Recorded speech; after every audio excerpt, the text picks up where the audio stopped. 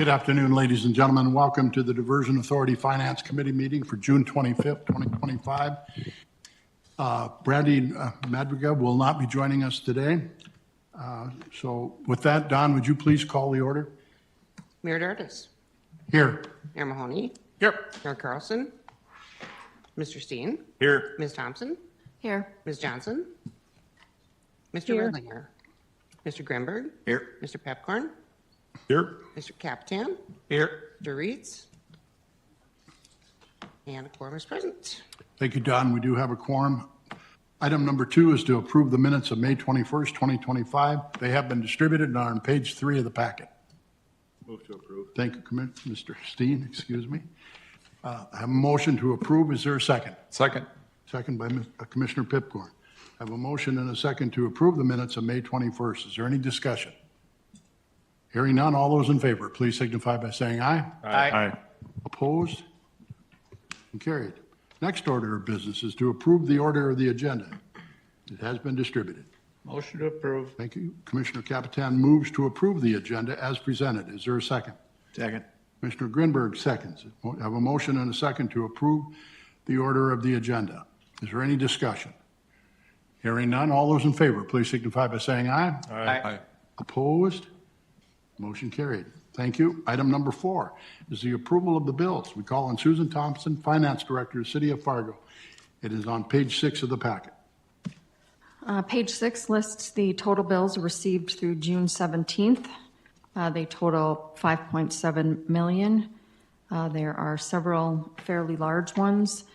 We had a really short cutoff last month, so as you'll notice, there's both the May and the June bill backs from the City of Fargo, so that contributes to that. The Clay County one was a flowage easement. City of Fargo, both were really related to storm lift rehabilitation, and the Cass County Joint Water District was a property purchase.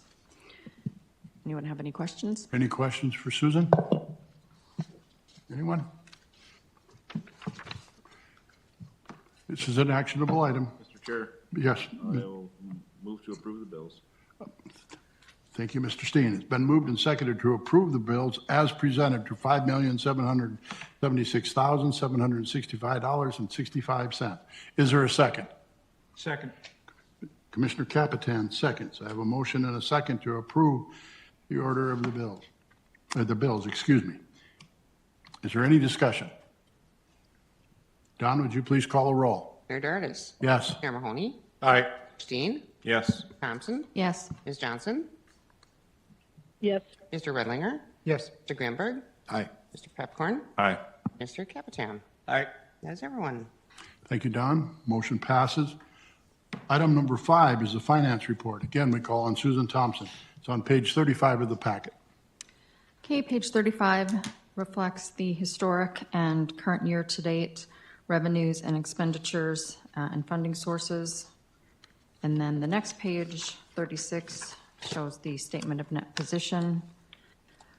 Through May 31st, 2025, there's a grand total assets of $343,700,496. The liabilities, there's a large vouchers payable that has to do with timing of when we ran the financials versus when we paid the bills. So that will clear out in June. The liabilities total $3.4 million. So the net position for the month is $340,246,982. Any questions? Thank you, Susan. Are there any questions for anything? This is actionable. Motion, please. Motion to approve. Thank you, Commissioner Capitan. I have a motion to approve. Is there a second? Second. Mr. Steen seconds. I have a motion and a second to approve the finance report of $340,246,982. Is there any discussion? Hearing none. All those in favor, please signify by saying aye. Aye. Opposed? Motion carried. Thank you. Item number 6 is the cash budget report. We call on Jason Benson, Executive Director. Hey, good afternoon. Welcome. committee members, so looking at the cash budget report closing out in May. So when we look at what's in the approved budget versus the current and then the fiscal end with $91 million in revenues out of the 425, but because of we haven't been doing the WIFIA draws, which is $234 million. So when you subtract that, about $190 million is what is anticipated for the rest of the year, of which we've received $90 million. So we're pretty well on track for our revenues for the year. If there's any questions, I'll move on to our expenditures. Questions? Mr. Commissioner Chair, I have a Pipcorn. question. So the state of Minnesota, obviously, they had a special session. What did they end up as far as funding for the diversion? Right now, there was $9 million that was in the bonding bill that was approved for flood mitigation across the state. We're still waiting from the Minnesota DNR. They're the ones that handle the flood funding, similar to the Department of Water Resources in North Dakota when it comes to legislative funding. So it was not, there was no specific earmarked funding for the diversion project itself. We're expecting later this summer that we'll find out which projects, and we're hopeful that we're going to get something out of that $9 million, whether that's $3 million or $5 million. We don't anticipate we're going to get all $9 million of that, though, because it's across the whole state. Mr. Chairman, maybe if Jason can build on Commissioner Pepcorn's question about this session in Minnesota versus the next session coming up with more of a bonding, at least some of the sentiment, some of the hall talk that you picked up on with, I mean, there were many trips that many of the Moorhead and Clay County leaders and yourself spent at St. Paul, but it seems like there's at least interest with the bonding bill coming in the next round, so that the requests are not going away. I guess that's one point, but maybe an additional comment on that? Yeah, thanks, Commissioner. So right now, a lot of the bonding bill for this year, the $700 million that was approved, looking at it, more of that has gone to state level activities, the Minnesota DOT for road and bridge construction, those types of projects versus local government projects. There's some expectation that next year there will be a bonding bill that will cover more of the local government projects. And if in that case, we expect that we'd be able to get some additional funding, specifically when we look at the projects that include Buffalo Red Watershed, Clay County and Moorhead. We had a big effort through the legislative session from all the entities. I was down there several times, but then commissioners from Clay County, Mayor Moorhead all made a big effort. It's just unfortunately that there wasn't a lot of funding that was approved for, again, $9 million statewide for flood control doesn't go very far. Any additional questions, comments? All right. Thank you. All right, then when we look at the level one, again, when we look at budgeted versus what we've spent, the fifth column over there, FY 2025 costs. So, $425 million in the budget, $55 million of what we've expended so far. But a lot of that, when we look at the line number three, or not line number two, $233 million that's allocated for P3 milestone payments. We've made $17 million in payments so far. So we expect, especially as a lot of construction starts to get wrapped up in some of the bridge work and other components of the project, that'll pick up later this year. Outside of that, no other big differences in what we expect for when it comes to expenditures. And then if there's any other detailed questions, we've got the details, but if not, that concludes my report. Anything else from Mr. Benson? Thank you. All right, thank you. Item number 7 is the MOUs and agreements. We're going to call on Mr. Shockley, legal counsel for the Diversion Authority. It's on page 66. Thank you, Mr. Chair, members of the Finance Committee. I have one MOU amendment with the various water resource districts on the North Dakota side of the river. This is an update, adding in one additional crossing and then identifying that the authority is responsible for considering reimbursement requests from the district for cleanup and repairs resulting from actual project operations. This reflects where the project is moving to, looking at operations and maintenance issues, and so it's a pretty small amendment. Happy to answer any questions. Questions for Mr. Shockley? Move for approval. I have a motion to approve the Water Resource Districts and Metro Flood Diversion Authority MOUs, Amendment 1. Is there a second? Second. Mr. Steen seconds. I have a motion and a second to approve the Water Resource Districts Metro Flood Diversion Authority MOUs Amendment 1. Is there any discussion? Hearing none, Don, would you please call the roll? Mayor Dardis. Yes. Chair Mahoney. Yes. Mr. Steen. Yes. Ms. Thompson. Yes. Ms. Johnson. yes, Mr. Redlinger. Yes. Mr. Grimberg. Aye. Mr. Pepcorn. Aye. And Mr. Capitown. Aye. That is everyone. Thank you, Don. Motion passes. Item number 8 is Diversion Authority Board Approval Contracting Actions. We call on Chris Bakkegaard, engineer for the Metro Flood Diversion Authority. Thank you, Chair, Dardis, members of the Finance Committee. We have 2 contracting actions for your consideration today for recommendation to the board. The first is one of our work package 38C, which is our demolition package projects.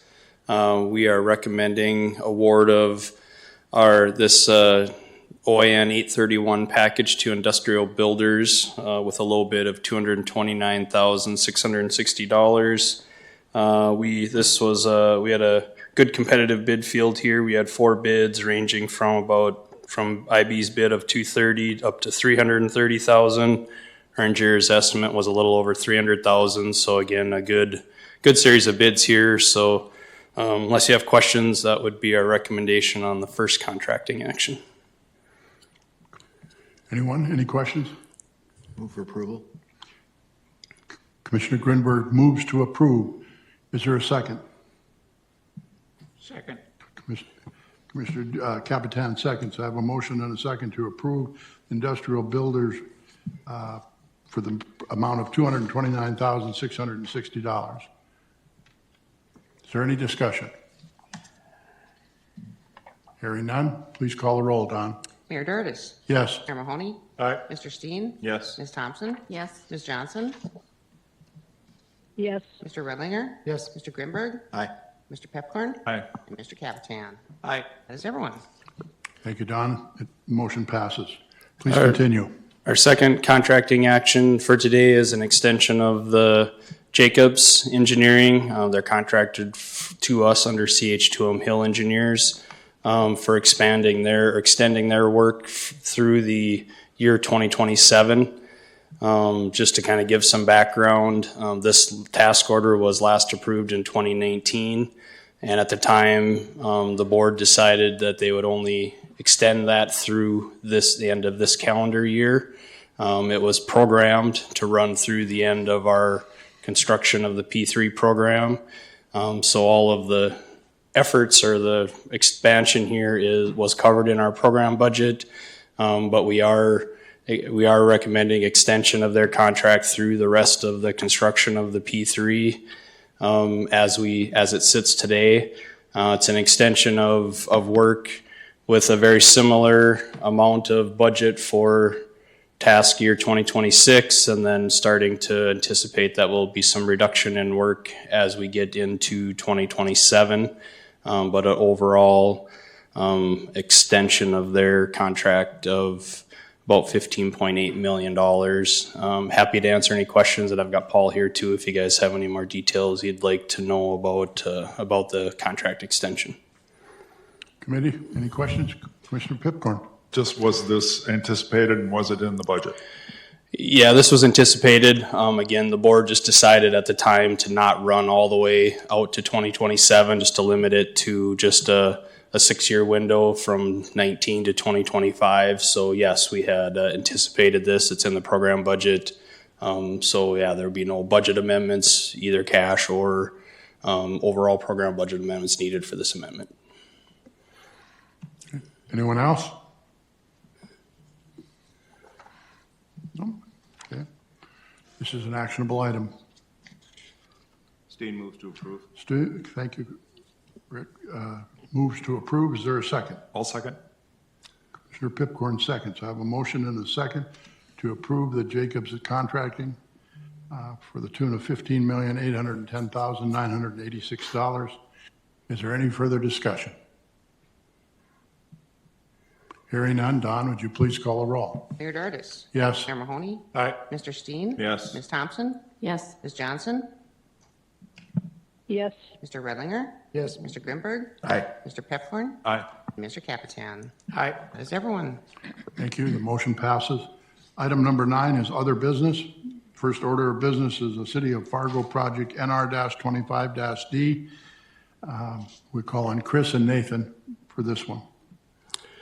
Yeah, thank you, Chair Dardis, members of the Finance Committee. As we agreed in our policy agreement with the City of Fargo, anytime we had recommended changes to our program plans for any city work, we would bring those in front of the board. This one I think will be a fairly straightforward one, in that we're just consolidating a couple of projects, and then the city has done some analysis that have allowed us to reduce the scope of a couple of projects. So I think we have all around pretty good news today.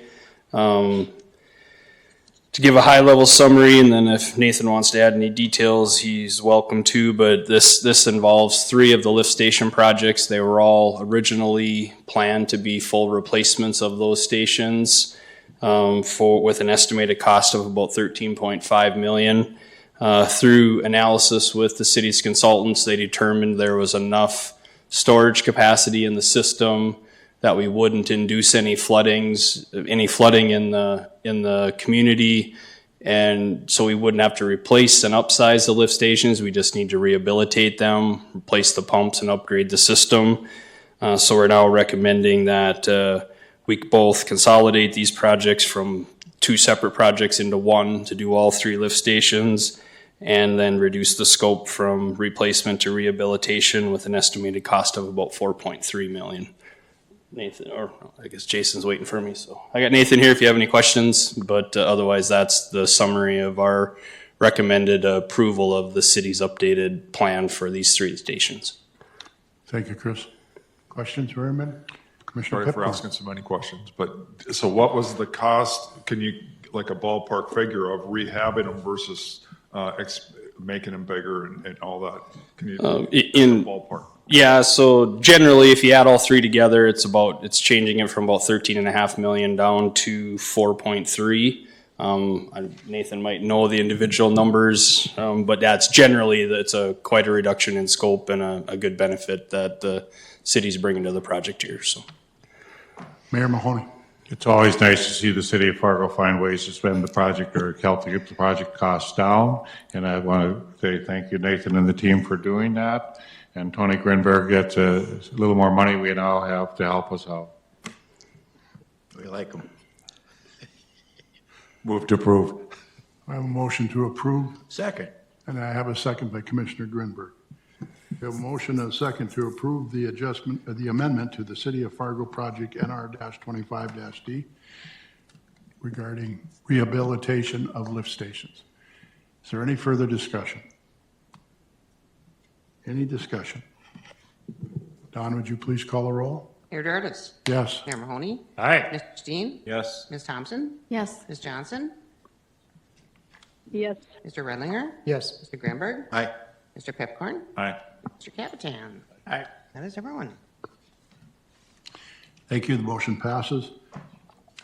9B, we're going to call on Jason, and this is the Metro Flood Diversion Authority 2024 Audit Governance Letter. All right, thank you. Thanks, committee members. So in the back of your packet is the Ide Bailey audit letter that we received.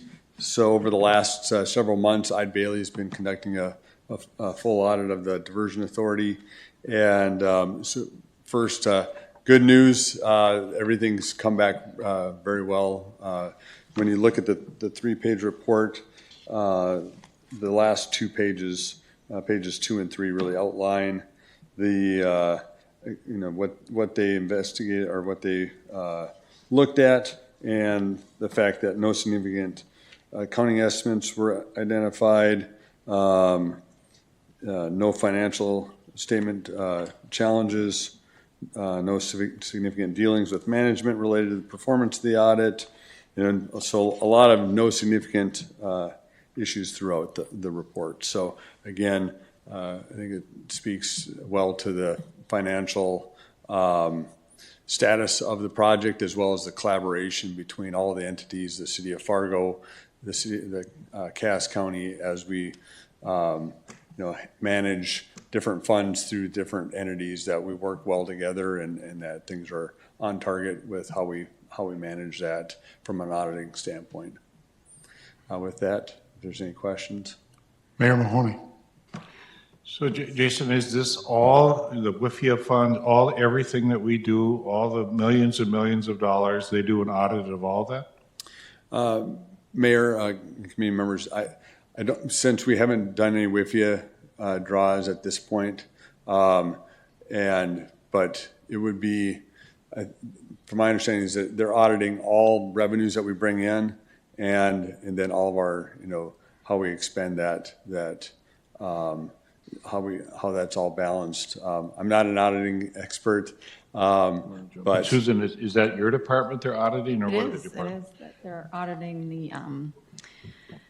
auditing the presentation of the financials to make sure that they're not materially misstated. So they're looking at the estimates that we make and how they're all presented. That's what they're saying. This letter actually is just reminding the board that Ide Bailey's job is to opine on the financial statements, not to manage them. So that really, we still own the financials and we're responsible for all the decisions that are made.